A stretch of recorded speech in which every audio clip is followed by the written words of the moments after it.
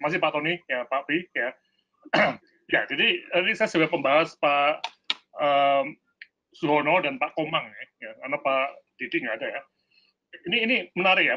Saya pertama untuk Pak Suhono ya. Jadi tadi berapa kali disebutkan governance Pak ya, governance untuk IT ini. Nah ini jadi satu isu kunci. Saya melihat tentang pandemi COVID ini ya. Kalau kita lihat negara yang terkena hampir semua ratusan ya. Tapi ada kelompok negara yang kita sebut negara kayak Cina atau Vietnam yang sangat tanda kutip ya, itu satu partai politik Pak. Ya, kemudian ada eksimnya Amerika atau Italia atau sekarang lebih liberal Pak ya. Nah, ini menarik ya. Jadi di pandemik ini itu apakah lebih efektif kalau sistemnya itu betul-betul terkontrol pemerintah Pak? Jadi swasta, terutama untuk nanti saya lihat ya, data yang mengenai penyakit itu yang boleh merilis hanya pemerintah.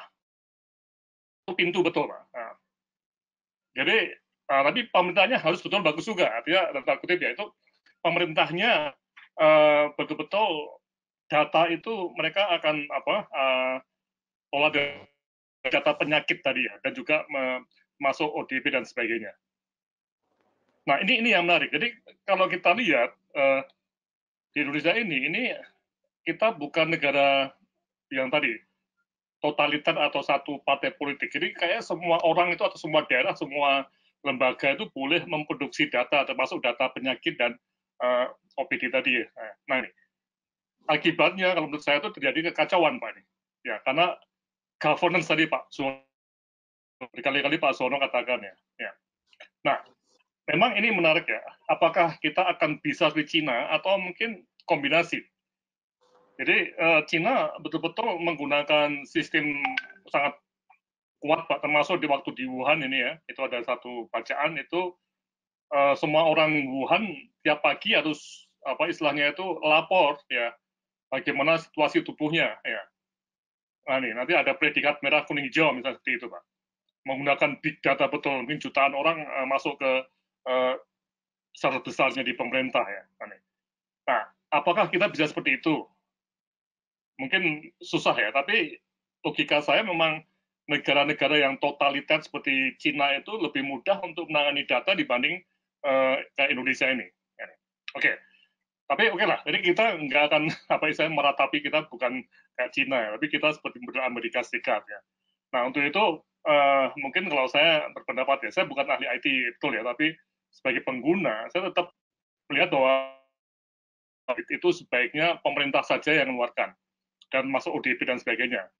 Nah tadi terkait dengan Pak Komang yang ada tracking tadi Pak, tracking Pak Komang yang saya nggak tahu sistemnya bagaimana untuk menentukan orang itu positif ya, karena ada kemungkinan positifnya itu pakai entah itu pakai rapid test apa atau apa, tapi ini kan bisa positif palsu ya, jadi akurasinya bagaimana nih? Nah kalau di track positif itu nanti jelas ada stigma ya, stigma yang mungkin juga dalam tanda kutip kita tuh masyarakat kita ya yang pakai predikat positif tadi walaupun palsu ya. Nah ini harus kita hati-hati betul dalam menentukan siapa yang positif dan negatif tadi Pak. Nah sekali lagi bahwa ini pemerintah itu yang paling utama ya. Oke. Kemudian di samping data penyakit ya tadi kita juga melihat adanya data yang terkait logistik misalnya Pak Suwono ya nih. Nah tadi yang dikatakan oleh Pak Tony juga ya data logistik ini misalnya ini juga banyak swasta mulai mengembangkan ya. Masuk di Jogja itu kita ada namanya Sambatan Jogja ya, namanya Sonjo ya. Itu juga mengembangkan logistik ya. Nah, cuman pertanyaan menarik begini, kembali kepada governance-nya ya. Apakah datanya swasta ini bersama pemerintah itu gabung enggak nih? Terkombinasi tidak? Atau jangan-jangan pemerintah punya data logistik sendiri, swasta sendiri yang tidak match tadi ya. Padahal sekarang sudah ada peraturan dari Menteri Keuangan kalau nggak salah ya, tentang klaim COVID tadi ya. Jadi misalnya begini, rumah sakit ngeklaim untuk COVID tadi, tapi tidak boleh sesuatu, misalnya bahan habis pakai kayak APD ya, yang sudah disumbang swasta atau pemerintah. Tidak boleh double financing. Nanti Pak Budi bisa jelaskan Pak ya, ini apa masalah klaim-klaimnya nih Pak. Jadi sekarang masyarakat begitu banyak berusaha untuk memberikan semacam sumbangan bagi rumah sakit ya. Nah, ini siapa yang mencatat data tadi Pak?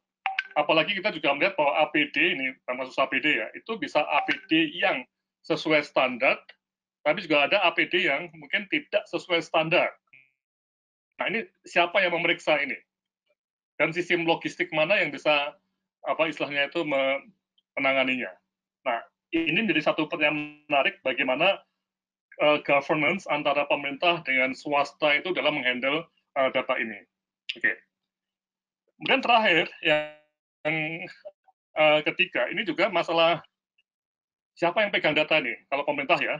Nah ini yang menarik tadi Pak Suwono ada smart city ya. Jadi apakah yang pegang data itu level kota atau kabupaten atau provinsi ya? Nah ini pengalaman di beberapa kabupaten yang kita lihat ya. Ini terkait dengan kesiapan juga nih. Jadi di IE ada provinsi ya, level provinsi itu Pak Gubernur sudah secara terbuka menyatakan bahwa monggo swasta yang mempunyai apps ya, mempunyai inovasi dalam pemerintahan itu bisa komunikasi dengan sistem yang ada di IT yang ada di Pemda DIY. Nah, artinya memang pemerintah daerah ya, DIY juga sudah siap dengan istilahnya IT tadi, data dan informasi. Tapi saya tidak tahu Pak Suyono ya, apakah ini sudah ada semacam skema Pak ya, di mana ada level pusat, yang dikerjakan pusat itu apa, ya, kemudian yang dikerjakan oleh provinsi itu apa, yang dikerjakan kabupaten kota itu apa, ya ini. Karena tadi kita akan melihat kalau tanpa ada suatu sistem IT yang ada desainnya tadi, itu jangan-jangan kita juga bingung juga. Karena yang jelas, IT pusat itu tidak bisa menjangkau sampai bagian di kota Jogja misalnya. Itu out of reach-nya ya, tidak bisa dicapai oleh IT pusat ya. Nah, tapi IT di Jogja, kota Jogja, bisa nggak sampai detail tadi? Misalnya Rumah Sakit Sarjito, itu ada stok 1000 APD misalnya, atau 100 APD yang akan habis dalam waktu 2 hari misalnya. Di Panti Rapih ada berapa? Juga nanti misalnya dalam konteks SDM. Nah, ini juga mungkin SDM di Sarjito itu sudah, misalnya ada lonjakan nanti ya, sudah kelelahan tadi misalnya. Kita butuh rekrutmen atau butuh sumbangan SDM dari rumah sakit yang bukan pengelola COVID ya. Karena di Jogja itu dari 50 rumah sakit itu mungkin hanya 4 atau 5 yang ditunjuk sebagai tempat pelayanan COVID yang kritis ya. Yang 25 lebih pada yang biasa, yang lainnya itu hanya triasenya. Nah, jadi hal-hal ini Pak Suwono ya, yang dalam governance tadi ya, itu apakah kita bisa membuat suatu desain ini yang semua orang yang tadi terlibat di dalam sistem IT ini bisa tahu posisi dan peran masing-masing. Dan jangan sampai untuk sesuatu yang harusnya pemerintah kerjakan, seperti data penyakit tadi, yang poin pertama tadi, itu swasta atau Pemda juga mempunyai angka sendiri yang mungkin berbeda. Nah, ini nanti akan masuk kepada kebingungan, masuk aspek politik Pak ya, apa konflik-konflik politik itu akan timbul karena seperti ini. Sekali lagi bahwa Cina dan Vietnam itu negara yang satu partai politik, mereka tidak ada konflik melelahkan mengenai data. Pokoknya percaya pada pemerintah titik itu. Nah, di sini itu bisa nggak seperti itu Pak Suwono ya? Dalam konteks semua orang itu bisa bicara, semua orang bisa punya data. Tadi Pak Tony juga katakan semua lembaga bisa keluarkan web dan sebagainya nih Pak. Oke, saya kira itu Pak, mungkin nanti bisa dikomentari oleh Pak Suwono atau mungkin Pak Budi dan teman-teman lainnya, intinya tadi, governance. Terima kasih Pak.